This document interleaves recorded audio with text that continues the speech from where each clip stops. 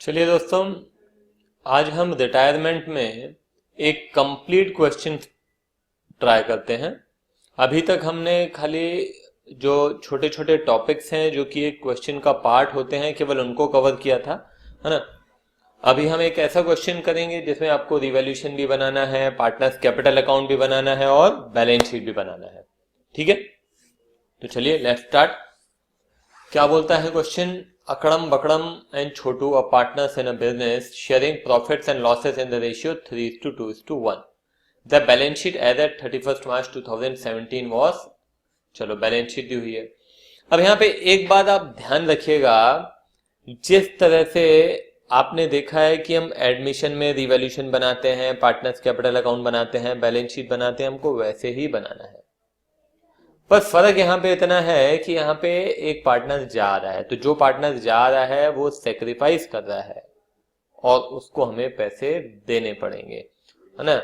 और for example अब reserve है, रिजर्व में भी उसका हिस्सा है, तो जब रिजर्व है हम सारे पार्टनर्स के बीच में बांट देंगे ओल्ड रेशियो में। एक्यूमुलेटेड प्रॉफिट है, एक्यूमुलेटेड लॉस है, ये भी सारे पार्टनर्स के बीच में हम बांट देंगे।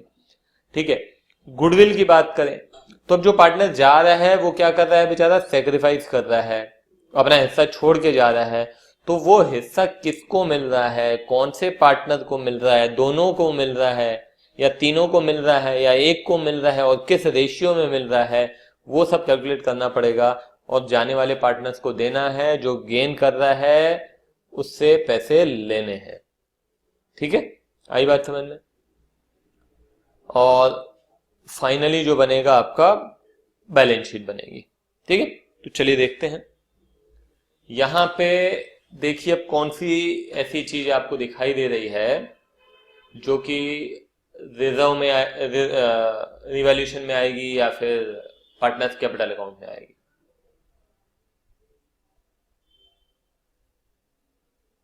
हाँ जी, अब ये जनरल रिजर्व है, ये ऑब्वियस सी बात है, पार्टनर्स कैपिटल अकाउंट में आएगा, सारे पार्टनर्स के बीच में बांट दिया जाएगा। ठीक है, ये कैपिटल अकाउंट भी पार्टनर्स कैपिटल अकाउंट में आएंगे। Cash in hand, cash at bank, debtors, stock in hand, machinery, factory building. ठीक है। Chotu retires from the firm on 1st April 2017. It was agreed that amount due to him will be treated as loan.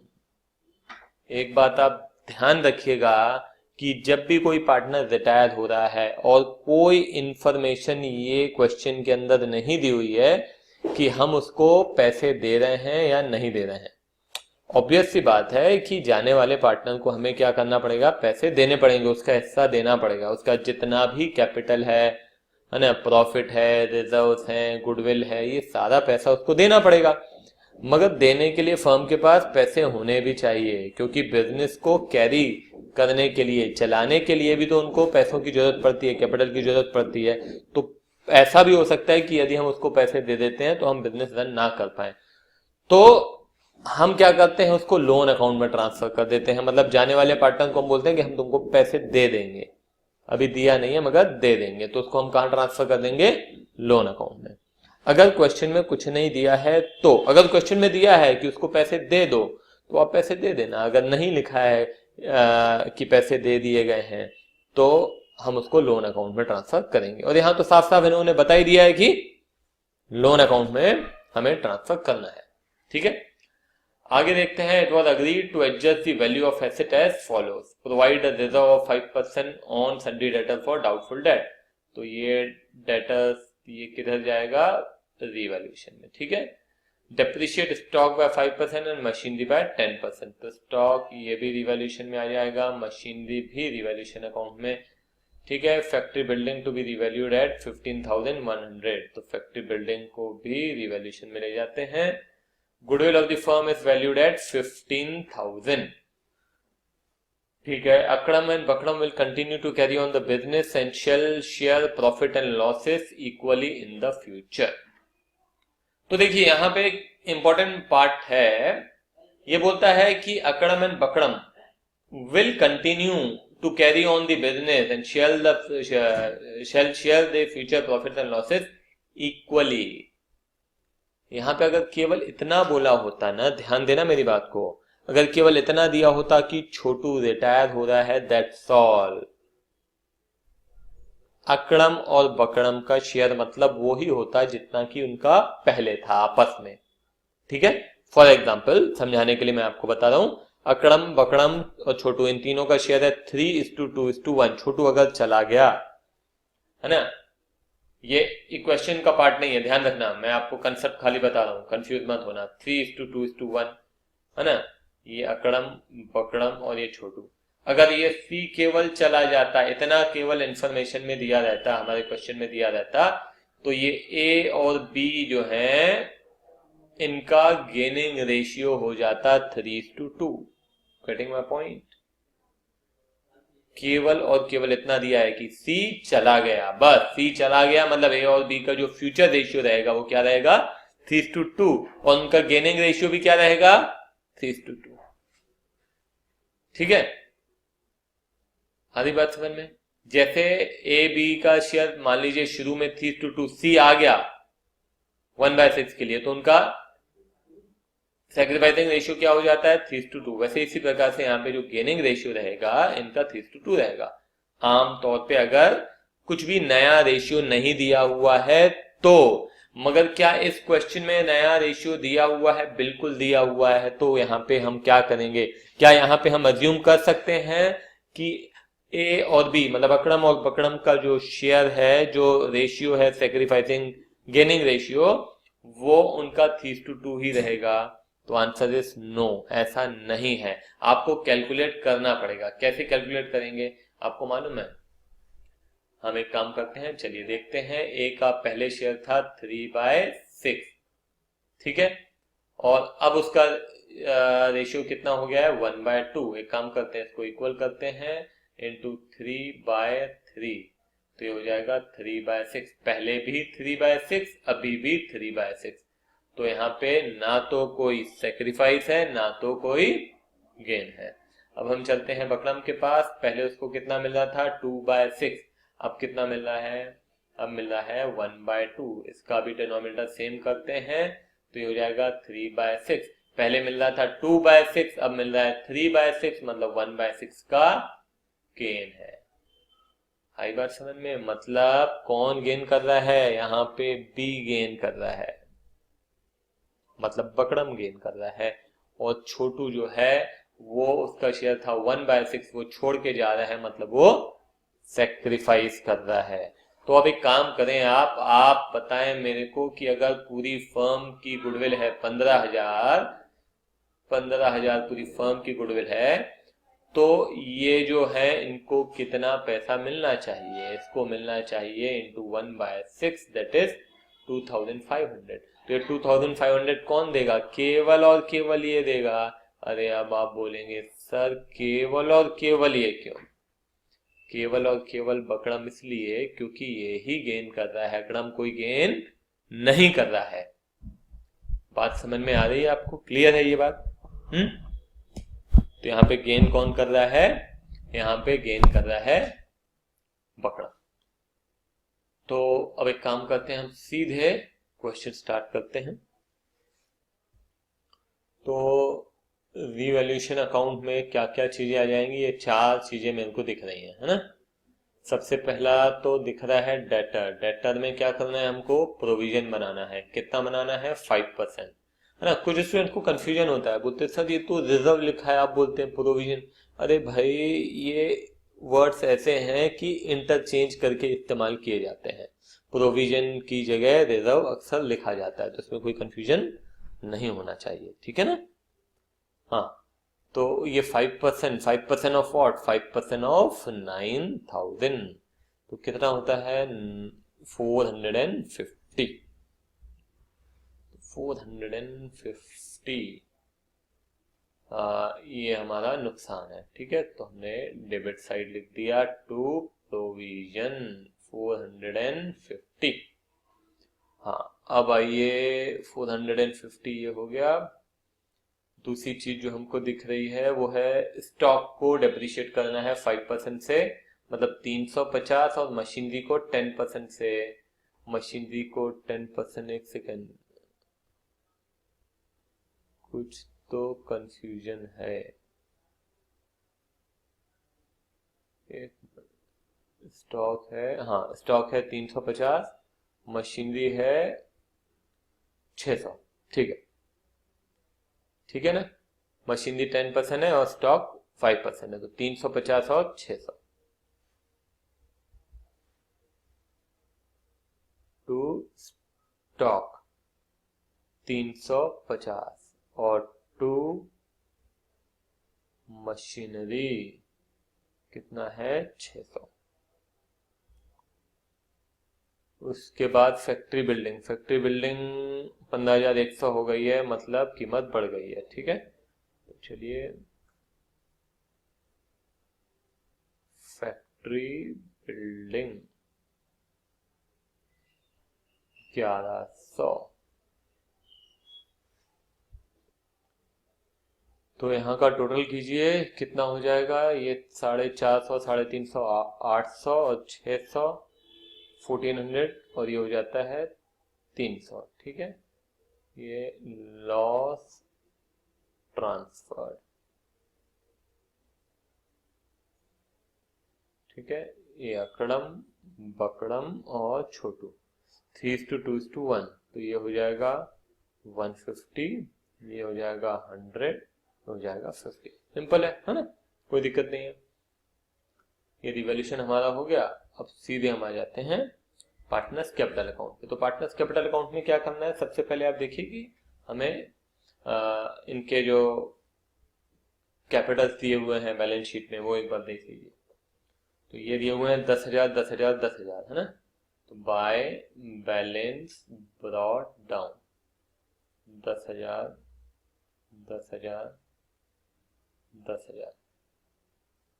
ठीक है, यहाँ पे हम लिख देते हैं टू लॉस ऑन रिवैल्यूएशन, है ना। कितना था 150, 100 और 50। ठीक है, और क्या दिया हुआ है इनकी बैलेंस शीट में जो दिखाई दे रहा है वो है जनरल रिजर्व।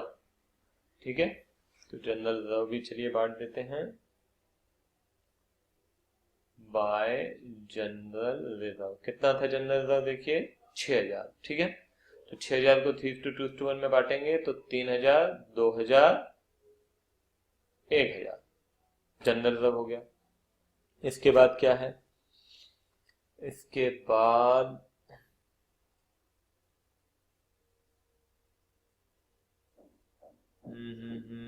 जो उसके बाद में इनको दिखाई दे रहा है दैट इज गुडविल। ठीक है, अब ये जो गुडविल है इसका पैसा किसको मिलना है, जो पार्टनर जा रहा है। कौन जा रहा है यहाँ पे जा रहा है छोटू जा रहा है, और ये छोटू को 2,500 चलो हम दे देते हैं। कौन देगा, ये देगा बकड़म, बकड़म देगा। किस चीज का पैसा दे रहा है, गुडविल। ठीक है, 2,500 इसको दे दिया हमने और इससे ले लिया। ठीक है, तो हम यहाँ लिखेंगे टू छोटू गुडविल। ठीक है, कितना 2,500 हो गया। अब कुछ नहीं करना है, बहुत सिंपल है। अब खाली आप बैलेंसिंग कर लो, डन। इसके अलावा आपने कुछ भी नहीं करना है। ठीक है, तो बैलेंसिंग करते हैं। चलिए, तो बैलेंसिंग करेंगे तो इसका जो बैलेंस आएगा छोटू का, छोटू को हमें देना है 10,000, 1,000, ये हो गया 13,500। 13,500 माइनस 50, मतलब हमको देना है 13,450। तो ये जो 13,450 हमको देना है, ये उसके लोन अकाउंट में ट्रांसफर कर देंगे। तो हम क्या लिखेंगे, तो हम यहां लिखेंगे टू छोटू लोन अकाउंट। कितना 13,450। आई बात समझ में। यहां का देखिए कितना है 10,000 और 3,000, 13,000। 13,000 माइनस 150, तो इसको हम लोन में नहीं ट्रांसफर करेंगे, इसको हम लिखेंगे, इसको यहां लिख लीजिए टू बैलेंस कैरी डाउन। तो हो जाएगा 12,850, है ना। ये है 10 और 2 12,000, 12,000 माइनस 12,000 माइनस ये हो जाएगा 9,500, 9,400। तो इनके बैलेंसेस हो गए और ये उनका लोन अकाउंट हो गया। ठीक है, सिंपल है, कोई दिक्कत नहीं है। ये क्वेश्चन तो बिल्कुल सिंपल है ना। अब आगे बढ़ते हैं, सीधे हम आ जाते हैं बैलेंस शीट में। बैलेंस शीट में क्या क्या लिखना है, तो सबसे पहले तो हम लिखेंगे कैपिटल अकाउंट। ठीक है, तो कैपिटल अकाउंट अकड़म का और बकड़म का, इन दोनों का कैपिटल अकाउंट कितना कितना है अभी हमने देखा, 12,850 और 9,400। 12,850 और 9,400। ठीक है,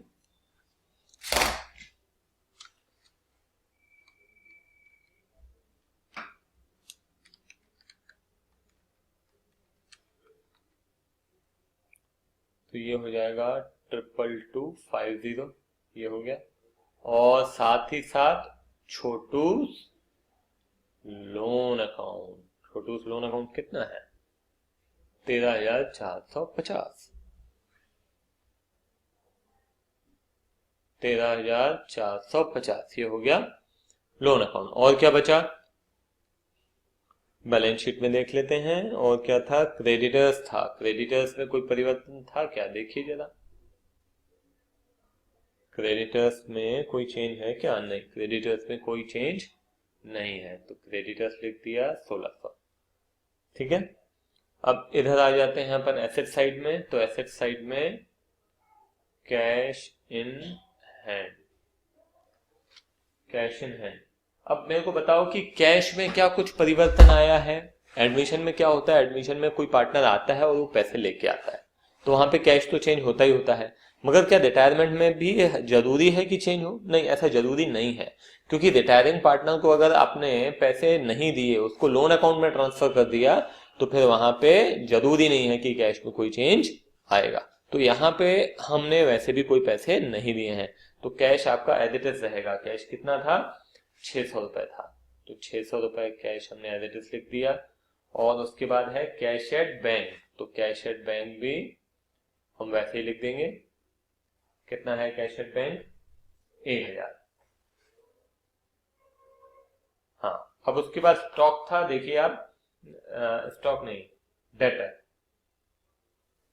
डेटर है, डेटर था 9,000। 9,000 में हमने लेस किया क्या, प्रोविजन। कितना प्रोविजन बनाया था, 5%, याद होगा, 450, तो हो गया 8,550। ठीक है, और क्या है, उसके बाद आइए स्टॉक। स्टॉक में कोई परिवर्तन था क्या, बिल्कुल, स्टॉक में भी परिवर्तन था। स्टॉक था आपका 7,000, उसको 5% से डेप्रिशिएट किया था, ध्यान होगा ना, तो 6,650। देखिए जरा, मेरे को तो ऐसे ही ध्यान आ रहा है यहाँ पे, ये स्टॉक। ठीक है, और वैसे ही मशीनरी को भी डेप्रिशिएट किया है आपने, है ना।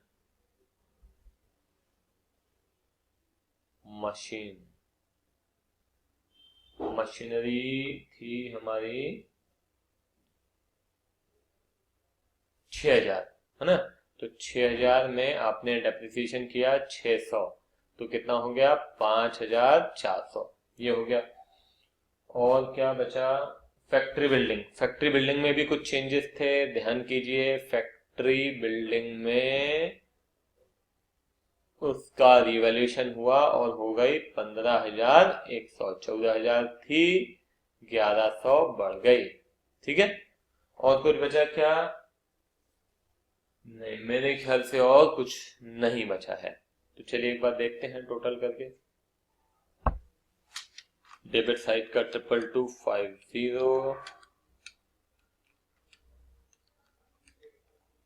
प्लस 13,450 प्लस 1,600, ये हो जाता है 37,300। 600 प्लस 1000 प्लस 8550 प्लस 6650 5400 15100। यहाँ का भी टोटल आ गया 37,300। ठीक है, समझ में आया? सिंपल क्वेश्चन है, कोई दिक्कत नहीं है। ठीक है, तो चलिए यहीं पे इस लेक्चर को समाप्त करते हैं।